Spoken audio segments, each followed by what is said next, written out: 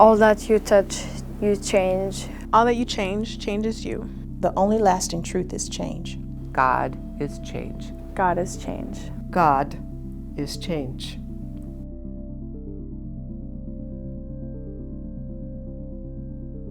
One of the founding missions of the Sisters of St. Joseph is to look around and see what needs to be done, and then go do that.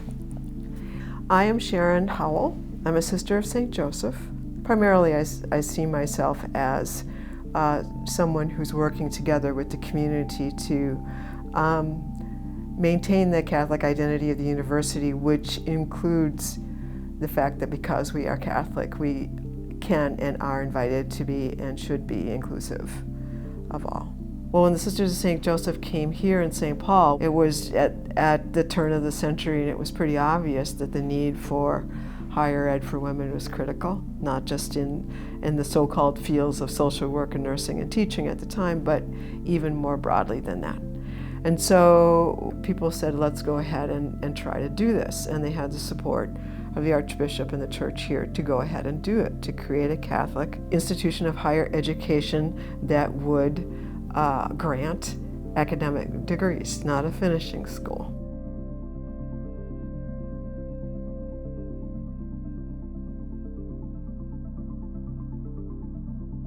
I want to go to law school and I want to be a lawyer. So poli-sci and international relations are very important for law school, and I didn't know that also I need to have philosophy in my life until I took one philosophy class and I was in love with the philosophy major. I'm currently the External Affairs Senator at Senate. I've had the time of my life doing that job. I'm also an mentee with Kathleen Spehar at the O'Shaughnessy. That's been really, really fun. I also am a team lead at university events. I'm a fashion merchandise student with a minor in art history. I want to go to Paris for graduate school, so I'm like working towards that now. I went there this year. I went to London, Florence, and Paris for J-term, and it was great. I've been here, been affiliated since 1972 when I started college here. So I'm a graduate of St. Kate's, and then was involved over the years, and then was asked to be St. Kate's president. But when we were recruiting Dr. Tarsha Stanley, who's our Dean of the School of Humanities, Arts, and Sciences, on her resume was that she's the president of the Octavia Butler Society. We desperately wanted to recruit her, and I said, I will read any book you tell me to read. And she said, I'd like you to read Parable of the Sower.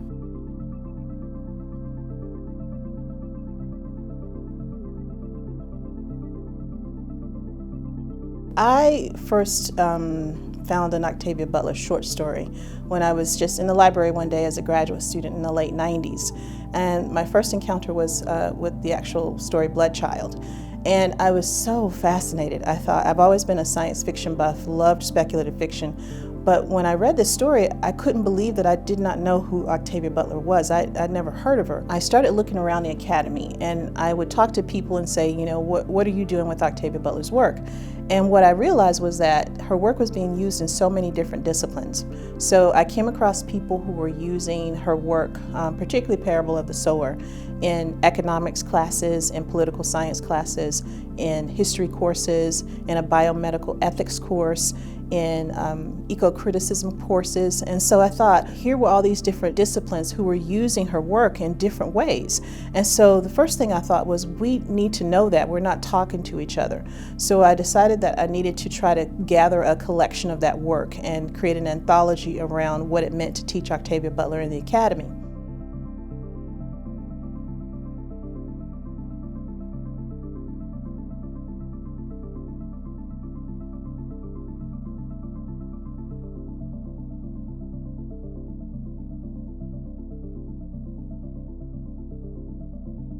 My mother turned me on to Octavia Butler, and I couldn't believe it. Once I started reading her books, I couldn't believe the universes that she occupied and the way that she saw Black people and our expansion and our possibilities and our collaboration with life forms from anywhere. It just, you know, it relaxed my soul here on the planet Earth, honestly.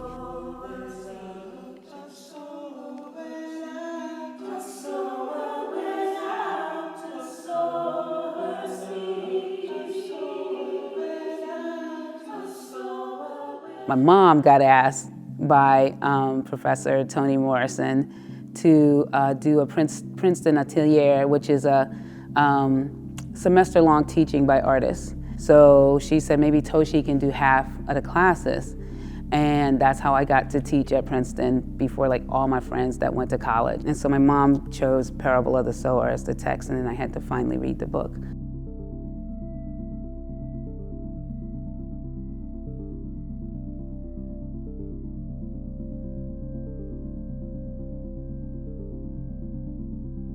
I think about that book most days when I hear the news.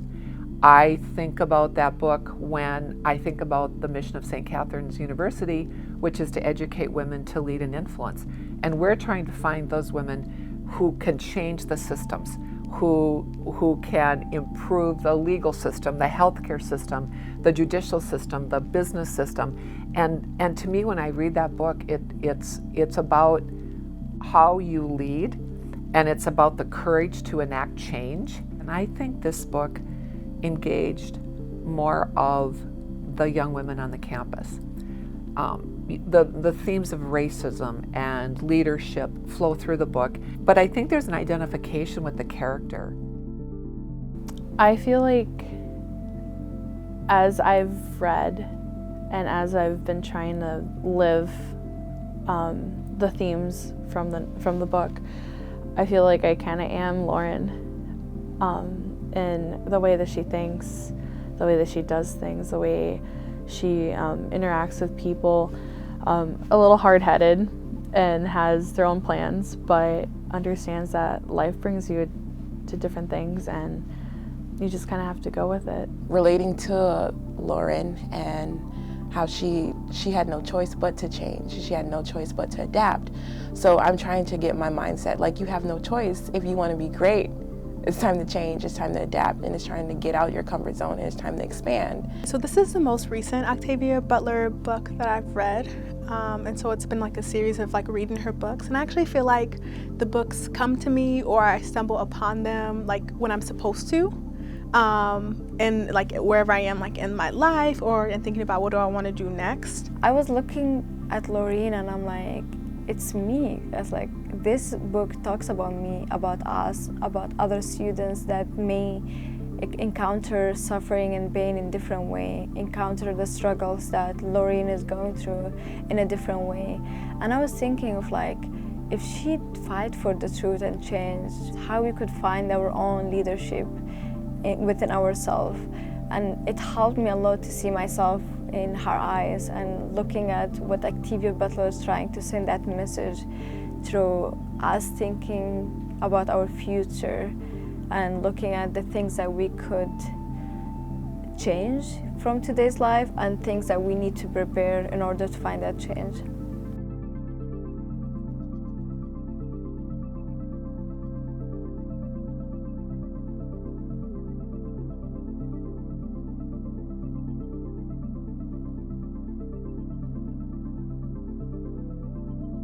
And you can't do it just around an event. I can't show up like 2 days before the show and have a talk. It has to be, you have to show up and build relationships and have people invite you in and then be like, can we keep doing work together? I would say more from a strategic perspective is that we were looking for how do we take an event and wrap things around it so that we can really have a longer, deeper conversation going. How could we do fewer things but make them really more integrated into the campus? And so this came along, and however the magic with Toshi Reagan happens, however the magic with Tarsha happens, and Amy Hamlin and the event staff and O'Shaughnessy and all the people is, they put together this comprehensive plan that I think built in a beautiful way on a very worthy story, a very worthy philosophy. I can't say enough about the way this university has really used this opportunity with this text. You know, it's a powerful text. They have really circulated it through multiple classes. They've given multiple opportunity for people to interact with it. And that feels really good. Like, that feels scholarly to me. Like, that feels like a great use of education. Another way we discussed about the book is we sung the song, and we did group activities and exercises with the book. So it was really cool to get that experience too. The Sower song, yeah. So I was very surprised when two wonderful ladies came in and they started singing the song, and they're like, "Now it's your turn." And we're like, "What?" But I think what stuck to me was a sower went out to sow her seed. I think I said it right. And I think we kept repeating that part, and it stuck to me, and it was stuck in my head, and I just kept saying it over and over for the rest of the day, and it actually got me through the day because I had to go to work right after class. So just singing that song, I was smiling because we had a good time singing, and it got me out of my comfort zone because I don't sing. So it was just something different.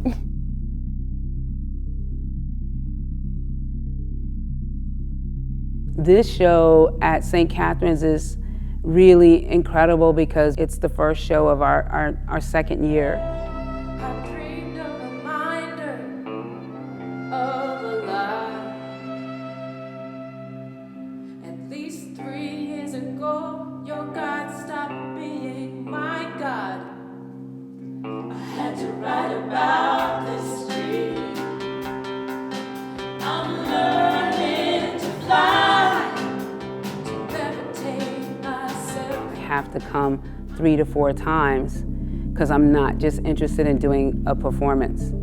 And I try to describe to them that the performance is a belly button, and what I was like, you know, equally and maybe even more deeper interested in is a relationship to this community and people who I knew already were doing work around Octavia's work, but also that their own work was representing voices that we really need in order to like not end up in these devastating places. You're not asking people to love a book or to love a text, but you're like saying, can you get down with this text?